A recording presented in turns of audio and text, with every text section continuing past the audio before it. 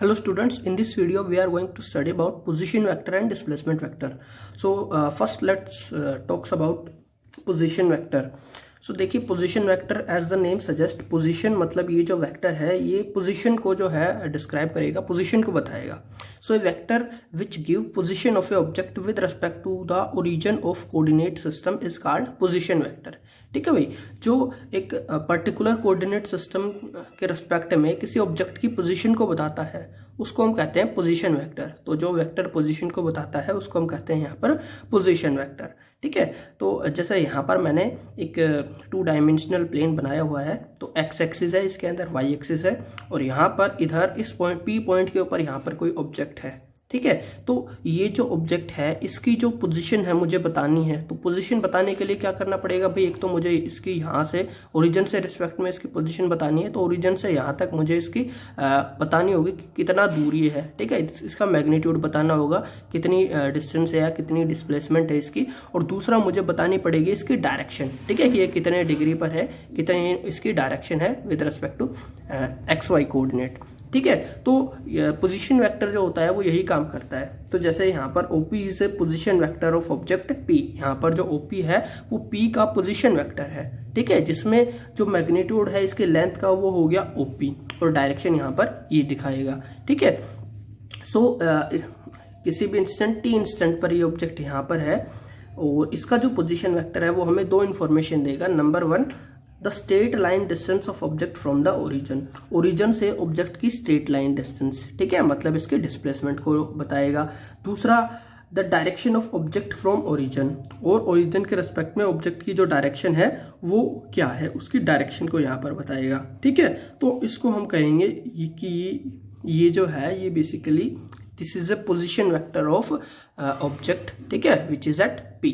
ये हो गया हमारा पोजीशन वेक्टर. ठीक है, इस तरीके से कोई भी ऑब्जेक्ट किसी कहीं पर भी होगा. ठीक है, जैसे ये हमारा एक्स वाई कोऑर्डिनेट सिस्टम है, कोई ऑब्जेक्ट यहाँ पर है तो इसका पोजीशन वेक्टर क्या होगा, यहाँ से ओरिजिन से यहाँ तक हम एक स्ट्रेट लाइन ड्रॉ कर देंगे, तो ये तो इसकी बेसिकली डिस्प्लेसमेंट को शो करेगी कि कितना दूर है ये, और ये हमने डायरेक्शन दे दी, तो दोनों काम हो गए. तो ये क्या हो गया, ये पोजीशन वेक्टर हो गया. ठीक है, किसी ऑब्जेक्ट का जो कि यहाँ पर है. ठीक है, इस पॉइंट पर है.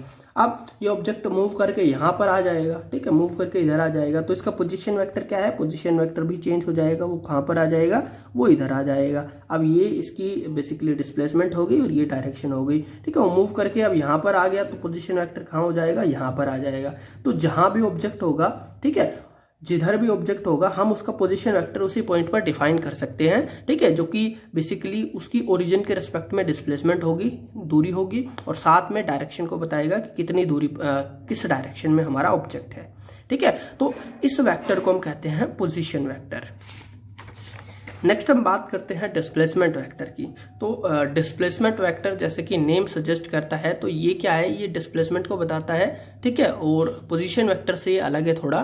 तो देखिए क्या है, so it is a vector which tells how much and in which direction an object has changed its position in A given time interval. तो ये हमें बताता है एक फिक्स टाइम इंटरवल के अंदर एक ऑब्जेक्ट है, उसने कितनी पोजीशन अपनी चेंज की है, कितनी डिस्प्लेसमेंट उसने कवर करी है, और किस डायरेक्शन में कवर करी है. ठीक है, तो किसी पर्टिकुलर मतलब टाइम इंटरवल के लिए ये हमें बताएगा. ठीक है, सो इसके लिए मान लेते हैं भाई, consider a object is at P at instant T. हम मान लेते हैं कोई हमारा ऑब्जेक्ट है जैसे जो कि यहाँ पर था. ठीक है, और ये किसी टाइम T टाइम में इस P पॉइंट के ऊपर था. फिर अब वो ऑब्जेक्ट जो है वो मूव करके आ गया है Q पॉइंट के ऊपर. ठीक है, और टाइम अभी चेंज हो जाएगा जब ये मूव करके जाएगा, तो अभी हमारा इंस्टेंट है T डैश. ठीक है, T इंस्टेंट पर पार्टिकल हमारा P पॉइंट पर था, और T डैश इंस्टेंट पर हमारा जो पार्टिकल है वो Q पर पहुंच गया है. ठीक है, तो इस केस में पार्टिकल मूव करके गया है P से Q, तो इसका डिस्प्लेसमेंट वेक्टर जो है वो क्या हो गया, ये जो PQ है ये यहाँ पर ये हो गया इसका डिस्प्लेसमेंट वेक्टर. ठीक है, so PQ is a displacement vector of object in time T to T dash. तो T से T डैश टाइम के बीच में उस ऑब्जेक्ट का डिस्प्लेसमेंट वेक्टर ये हो गया. So this is displacement vector PQ of the object which move from point P two point Q. ठीक है, ओके समझ में आया? ठीक है भाई, इस तरीके से हम यहाँ पर एक डिस्प्लेसमेंट वेक्टर को डिफाइन करते हैं। ठीक है, कोई भी पार्टिकल है जो कि एक प्लेन के अंदर अपनी पोजीशन को चेंज कर रहा है कंटिन्यूसली, तो यहाँ पर किन्हीं भी दो टाइम इंटरवल के बीच में उसकी जो पोजीशन, दो पोजीशंस है उनके बीच में जो डिस्प्लेसमेंट है उसको बताएगा ये, और साथ में किस डायरेक्शन में डिस्प्लेसमेंट हुआ है उसको शो करेगा। ठीक है, जैसे फर्स्ट हम मानते हैं हमारा भाई पॉइंट टी इंस्टेंट पर अगर पी पॉइंट पर था, तो इसके जो कोऑर्डिनेट्स थे, ठीक है, इसके जो कोऑर्डिनेट थे वो यहाँ पर मैंने लिखे हैं x1 और y1। फिर वो q पर पहुंच गया तो इसके कोऑर्डिनेट हो गए x2 और y2। ठीक है, तो इस तरह से है कि भाई ये हमारा xy प्लेन था और हमारा जो पार्टिकल था वो एक बार p पॉइंट पर था और एक बार वो q पॉइंट पर है। ठीक है, यहाँ पर t इंस्टेंट पर और यहाँ पर हमारा इंस्टेंट है टी डैश टाइम के ऊपर। तो इसका पोजीशन वेक्टर हो गया पहले तो ये, और अभी इसका पोजीशन वेक्टर चेंज होके ये बन जाएगा। ठीक है, तो यहाँ पर इसका ओपी पोजीशन वेक्टर हो गया। अब यहाँ पर हमने माना है कि भाई इसका जो कोऑर्डिनेट है वो कितना है, x1 y1 है। मतलब क्या है, मतलब x एक्सिस के रिस्पेक्ट में इसकी पोजीशन कितनी है, ये जो पोजीशन है ये है इसकी x1।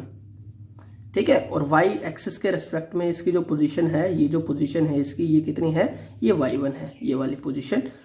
ठीक है, y कोऑर्डिनेट के रिस्पेक्ट में। फिर जब वो Q पॉइंट पर पहुंच गया तो अब इसकी पोजीशन यहाँ पर चेंज हो गई। ठीक है, अब इसकी पोजीशन चेंज हो गई, ये कितनी हो गई यहाँ पर, ये हो गई x2 और y2 हो गई। तो ये x2 हो गई और ये हो गई यहाँ पर, दिस इज, ये जो इतनी हमारी डिस्प्लेसमेंट है यहाँ पर हो गई y2। सो इसको हम लिख देंगे यहाँ पर y2।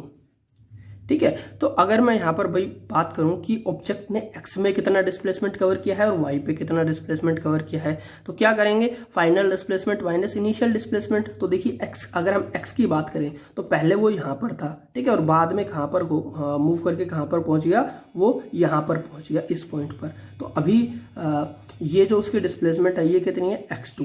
तो x पर उसने कितना डिस्प्लेसमेंट कवर किया है, x2 minus x1। Similarly y पर वो उसकी जो डिस्प्लेसमेंट है वो कितनी हो जाएगी, वो हो जाएगी, फाइनल है y2 और इनिशियल है y1, सो y2 माइनस y1।